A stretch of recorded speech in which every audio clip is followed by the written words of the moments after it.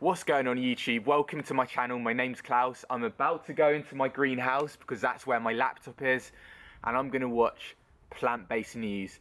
This week Nicole did an episode. Thank you, Nicole. I'll link her channel down below, but over to you. Thanks, Klaus. Hey guys, it's Nicole here and I'm bringing you this episode of plant-based news. First up, one of our favourite vegan celebrities, Pamela Anderson, recently met with the Russian president's powerful chief of staff at the Kremlin to lobby for the protection of rare animals. She raised issues from the conservation of endangered A-bird tigers to a legal ban of killing baby seals and stopping aquariums from keeping killer whales in captivity. She said millions of people around the world are looking for world leaders that have compassion for defending nature, biodiversity and the rights of animals. And wouldn't the world be a better place if they were all that compassionate? In other news, public figure Nigella Lawson posted this message on Facebook during Thanksgiving. I know it's Turkey Day here in the States, but I'm really loving the idea of these vegan Thanksgiving wraps. So that's really awesome to see such a well-known public figure promoting vegan options, and we can only hope that maybe she is thinking about adopting more of a plant-based diet. Nigella has a website dedicated to food, cooking and recipes, and unfortunately a lot of her recipes contain animal products. So Nigella, yes, those vegan wraps are an awesome idea for Thanksgiving because no animal had to be harmed or killed in order for you to enjoy that meal.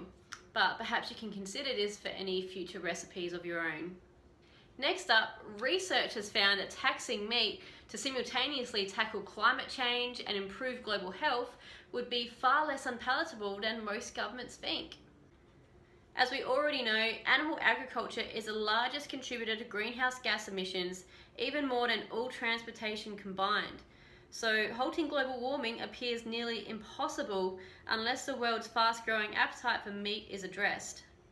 This could be done through taxes, increasing vegetarian food in schools and hospitals, and cutting subsidies to livestock farmers. The research, which involved surveys and focus groups in 12 different countries, found that even measures restricting people's behaviour could be accepted if it was seen as in the public interest, as was seen with smoking bans. The idea that interventions like this are too politically sensitive and too difficult to implement is unjustified. Our focus groups show people expect governments to lead action on issues that are for the global good. Our research indicates that any backlash to unpopular policies would likely be short-lived as long as the rationale for action was strong. The UN Climate Change Summit was held in Paris recently, where the world's nations met to seal the deal on tackling climate change. So we can only hope that they took all this information into consideration. And finally, a soap company with an ethical vegan CEO donates over $150,000 to animal organisations. David Bronner, who is the CEO of family-owned company Dr. Bronner, not only sells vegan certified products such as soaps, shaving gels, hair care and much more, but is also committed to animal advocacy. This year alone, the company has donated more than $150,000 to organisations such as Compassion Over Killing, the Humane Society of the United States, the Humane League, Mercy for Animals, Factory Farming Awareness Coalition, Strongest Hearts, Our Hen House, and Poplar Springs and Vine Sanctuaries. So thanks for joining me for this episode of Plant-Based News. I'm going to hand you guys back over to Klaus in the greenhouse. Awesome, Nicole. Thank you so much for doing that for me. I've linked your channel down below, so if you're not familiar with Nicole's channel, check it out and subscribe. It's linked down below. And if you're new to plant-based news, subscribe for weekly vegan news. Anyway, it's really late here. I'm going to go to bed.